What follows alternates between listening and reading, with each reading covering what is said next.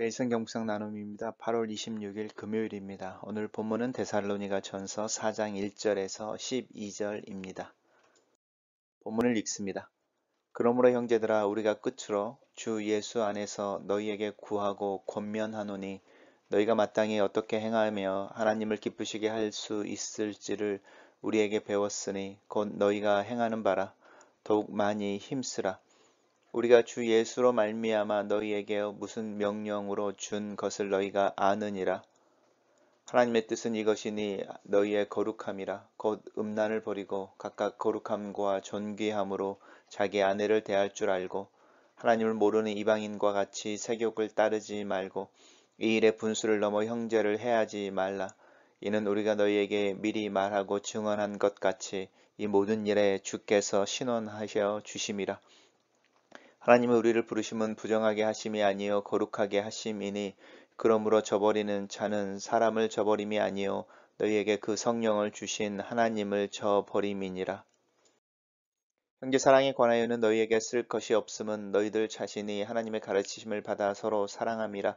너희가 온 마게도니아 모든 형제에 대하여 과연 이것을 행하는도다. 형제들아 권하노니 더욱 그렇게 행하고 또 너희에게 명한 것 같이 조용히 자기의 일을 하고 너희 손으로 일하기를 힘쓰라. 이는 외인에 대하여 단정히 행하고 또한 아무 궁핍이 없게 하려 함이라. 오늘 본문은 세 개의 단락으로 나눠져 있습니다.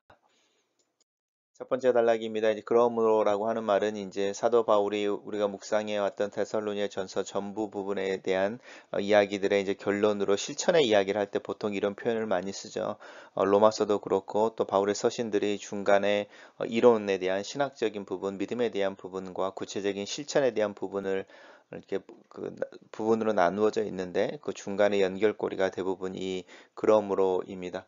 그러면서 이제 끝으로라고 하면서 이제 바울이 데살로니가 보내는 편지가 이제 마지막으로 가고 있으면서 그 마지막에 이제 중요한 실천 사항에 대한 이야기를 하고 있다라는 뉘앙스를 주고 있죠. 주 예수 안에서 너희에게 구하고 권면한다. 내가 너희들에게 부탁하는 이 실천에 대한 이야기들은 내가 주님의 이름으로 너희들에게 부탁하는 것이니 중요하게 여기라. 이렇게 이야기하는 것이죠. 그러면서 너희가 어떻게 행할 바를 알게 됐다라는 거, 이미 알고 있죠. 어떻게 행하며 하나님을 기쁘시게 할 수 있는지를 알고 있다. 우리가 하나님을 기쁘시게 하기 위해서 하나님의 뜻을 구하고 하나님의 음성을 듣기를 애를 쓰지만 사실은 우리가 이미 어떻게 행하는지에 대해서 다 알고 있습니다. 그리고 그것이 하나님을 기쁘시게 한다는 것을 알고 있는데 그 부분에 대해서는 신경을 쓰지 않고 하나님의 음성을 듣는다라고 하는 것에 신경을 쓸 때 우리는 또 다른 영적인 위선 아니면 허영에 빠지는 것을 기억하면 좋겠습니다. 그래서 너희가 이미 배운 바, 지금 너희가 행하고 있는 것, 그것을 더 힘써라 라고 하는 부분입니다. 그리고 너희에게 무슨 명령을 준 것을 너희들이 알고 있다. 우리가 너희들에게 그것을 가르쳤다. 이렇게 말합니다. 단락을 요약해 보겠습니다. 너희가 어떻게 행하며 하나님을 기쁘시게 할 수 있을지를 배웠으니 그 일에 더욱 힘쓰라. 이렇게 정리했습니다. 두 번째 단락에서 하나님의 뜻에 대해서 이제 정확하게 이야기합니다. 그럼 하나님의 뜻이 무엇이냐라고 할 때 우리 기억해야 할 필요가 있습니다. 하나님의 뜻을 구하는 우리들, 하나님의 뜻은 우리가 거룩한 삶을 사는 것입니다. 그 거룩한 삶의 첫 번째는 성적인 부분에서 나오는데 음란을 버리고 또 자기 아내를 대할 줄 알고 거룩함과 존귀함으로라고 하는 부분입니다. 이 각각 거룩함과 존귀함이라는 것은 거룩함이라고 하는 것은 내 아내가 이 세상의 모든 여자들에게서 분리되어져 나에게 주어진 아니면 내가 모든 여자들 중에서 내 아내를 구별하여 내 아내로 선택한 내 아내가 된 이런 의미입니다. 그래서 세상에는 모든 여자들과 다른 존재로서 내 아내를 대해야 된다라고 하는 부분이 거룩함인 것이고 그렇게 많은 여자들 중에 이렇게 유일하게 내 아내로 선택되어지고 구별되어지고 분리되어진 여자이니 그 여자가 얼마나 귀하겠느냐 존귀함에 대한 이야기를 하고 있습니다. 사도 바울이 결혼을 하지 않았다는 걸 전제로 할 때 아내를 향하여 그 당시의 남자들에게 이 거룩이라는 단어와 존귀라는 단어를 써서 아내를 사랑할 것을 명령하고 있다는 것은 정말로 이 아내 사랑하는 방법이 하나님의 뜻인 것을 우리 알 수 있습니다. 사도 바울의 깨달음이나 경험이 아니고 하나님이 주시는 계시 속에서 또 성경의 원리 속에서 아내 사랑을 특별히 강조하는데 쓰는 단어가 거룩과 존귀라는 것 기억하면 좋겠습니다. 또 저도 이것을 좀 기억해야 될 것 같습니다. 계속 이제 성적인 부분에 대한 이야기가 나오고 있는데 아내를 사랑하는 것, 그 아내와의 관계 속에서 누리는 또 경험하는 성적인 부분을 이야기하면서 음란을 버려라. 그리고 이방인과 같이 세욕을 따르지 말라. 라고 하는 부분이 강조되어지고 있고 이것은 단순히 성적인 충동뿐만 아니라 이 성적인 충동을 해결하기 위해서 그 고대 사람들이 갔던 곳이 이방 신들을 섬기는 신전이었고 그 신전에 있는 많은 그 신의 이름으로 구별되어진 이렇게 종교적인 창녀들이었은 것을 기억할 때 이방인과 같이 세욕을 따르지 말라라고 하는 부분은 우상 숭배의 형태로 드러나는 성적인 어떤 욕구를 충족시키는 부분에 대해서 경고하고 있는 부분입니다.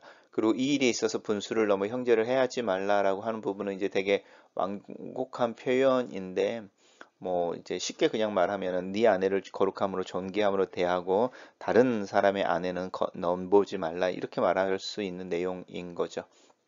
그것에 대해서 분명하게 이야기하고 이 문제는 하나님에 대한 이야기를 하고 있습니다. 이 성적인 부분이 특별히 이것을 저버린 자는 사람을 저버린 것이 아니요 너희에게 성령을 주신 하나님을 저버린 것이다 라고 훨씬 더 강조하고 있습니다. 어쩌면 오늘 본문을 보면 오늘날의 교회가 사실은 동성애에 대해서 되게 민감하지만 성경은 동성애보다 훨씬 더 성도들 안에 있는 성적인 문란함에 대해서 경고하고 있고 그것이 더 큰 죄, 하나님을 버리는 죄라는 것을 경고하고 있습니다. 그래서 우리가 사실 우리 자신들의 또 교회 안에서 일어나는 많은 이 음란함에 대해서 또 이 성적인 음란함에 대해서 눈 감아주고 있지는 않는지 우리 좀 돌아볼 필요가 있습니다.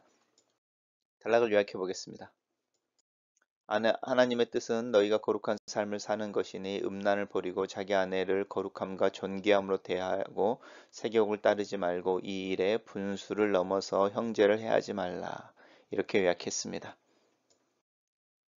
형제에 관해서는 이제 형제 사랑이 이제 두 번째 거룩함인 것이죠. 첫 번째는 이 음란과 성적인 문제, 특별히 아내와의 관계 속에서 나오는 이 부분이 첫 번째 거룩한 삶을 사는 첫 번째 원리라고 할 때에 두 번째는 형제 사랑에 대한 것이 두 번째 원리입니다. 그래서 너희가 서로 사랑하는 것이 우리가 거룩하게 사는 것이고 이게 명확한 하나님의 뜻인 거죠. 왜냐하면 하나님의 가르치심을 받는 것 그리고 그 실천으로서의 사람을 서로 사랑하는 형제를 서로 사랑하는 것이니까 그리고 이제 데살로니가 교회는 이것에 대해서 칭찬을 받고 있습니다. 마게도니아 모든 형제에 관해서 이렇게 사랑한다. 너희들끼리만이 아니라 다른 교회들까지도 이렇게 형편을 살피고 또 돕고 또 이렇게 기도하고 사랑하는 부분에서 이야기하고 그것을 격려하고 있습니다. 더욱 그렇게 행해라 라고 하는 부분입니다.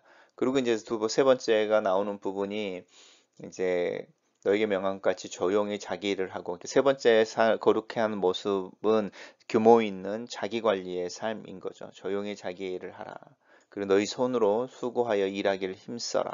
그래서 너희들의 수고의 열매로 너희의 삶이 뭐 넘친다, 부유해진다라는 부분이 아니라 궁핍함이 없다라고 말하는 부분입니다. 너희들의 삶이 풍요롭게 될 거다라는 것과 궁핍함이 없다라는 부분은 좀 다른 뉘앙스죠.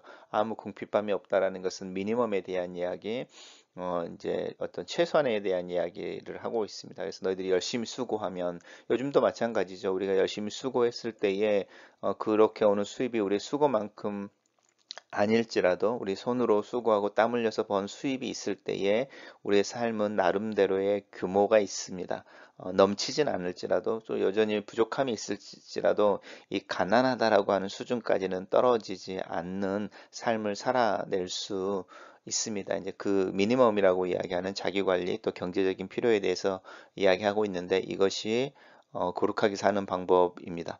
이런 이야기들이 사실은 데살로니가 교회가 주님이 곧 오신다라고 하는 임박한 종말론에 빠져서 일상을 팽개치고 있는 그 모습에서 나오는 이제 문제들을 지적하고 있는 것과도 있다고 저희들이 기억하면 우리가 얼마만큼 일상의 생활을 아내와의 관계라고 하는 가장 기본적인 인간관계에 있어서 첫 번째 인간관계인 아내와의 관계 속에서 그리고 그것이 확대되어진 형제 자매들과의 서로 사랑하는 관계 속에서 그리고 자기 관리 속에서 거룩함이 실천되어져야 한다라고 이야기하고 있습니다. 단락을 요약해 보겠습니다. 너희가 하나님의 가르침을 따라 서로 사랑하는 것을 안다. 더욱더 그렇게 행하고 조용히 자기 일을 하고 너희 손으로 일하기를 힘쓰라. 이렇게 요약했습니다. 첫 번째 묵상 나눔입니다. 하나님의 뜻을 구하는 기도를 할 때가 많다. 작은 일에도 하나님의 뜻을 분별하려고 애를 쓴다. 하지만 성경을 펼치면 이미 드러난 하나님의 뜻이 수없이 많다. 하나님을 기쁘시게 하는 삶을 살기 위해 구체적인 하나님의 음성을 듣고 그분의 뜻을 분별하려고 애쓰기 전에 이미 명확하게 드러나 있는 하나님의 뜻, 하나님을 기쁘시게 하는 행동을 실천하기 위해 애를 써야 할 필요가 있다. 드러난 것을 외면하고 감추어진 것을 찾는 것은 또 다른 형태의 영적 허영이나 외식이 될 수 있다. 두 번째 나눔입니다. 나의 하나님의 명확한 뜻은 내가 직업이나 배우자 어떤 일을 결정하는 것에 있는 것이 아니라 내 삶을 어떻게 사느냐에 있다. 하나님 내가 거룩한 삶을 살기를 원하신다. 어떤 직업의 문제보다 어떻게 삶을 살아내느냐가 첫 번째이다. 거룩한 삶이란 이 시대의 가치와 허용되어지는 행동과는 차이가 있다. 하나님께서 허락하시고 추구하시는 가치를 사는 것이 거룩한 삶인데 하나님의 뜻의 첫 번째는 성적인 문제 속에 적용되어진다. 내게 주어진 테두리 안에서 분수를 지키는 것이다. 아내를 존귀함과 거룩함으로 대하고 남편에 대해 존경과 지지를 보내는 것이 거룩한 삶의 첫 번째이다. 이것이 어떻게 가능하며 어떻게 적용할 수 있을지를 고민하는 것이 하나님의 뜻을 구하는 것의 시작이어야 하지 않을까. 부부 사이에 내게 거룩함이 드러나고 그 관계 안에서 성령을 주신 하나님을 저버리는 삶을 살 수 있다는 위험, 경고 앞에 선다. 아내를 더 사랑하고 그 사랑을 표현하는 방법에 대해서 고민하게 된다.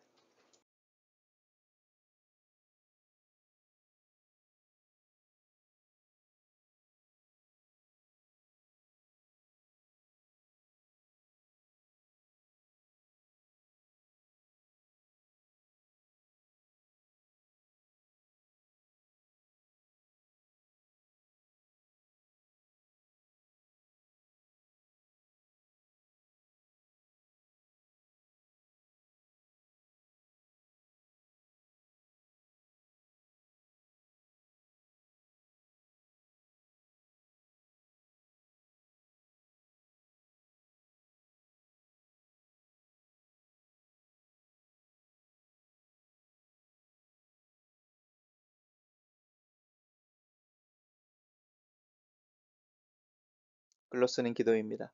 살아계신 하나님, 하나님의 나를 향한 뜻이 나의 직업이나 선택의 기로에서 조금 더 나은 그리고 하나님의 뜻에 일치하는 결정을 내리기 위해 하나님의 음성을 듣기 위해 노력하는 것 이전에 이미 명확하게 드러난 하나님의 뜻, 즉 내가 거룩하게 살기를 원하시는 그 뜻과 그 방법을 따라 사는 것임을 깨닫습니다. 아내를 존귀하고 거룩하게 대하는 남편이 되게 도와주시옵소서. 이 아내의 사랑을 구체적으로 실천하는 삶을 살기 위해 기도하오니 내 마음과 지혜를 더하여 주시옵소서. 형제를 사랑하고 내가 해야 하는 일을 조용히 내 손으로 행하며 내 삶을 규모 있고 질서가 있으며 궁핍하지 않게 꾸려나갈 수 있도록 내게 은혜를 더하여 주시옵소서. 예수님 이름으로 기도합니다. 아멘.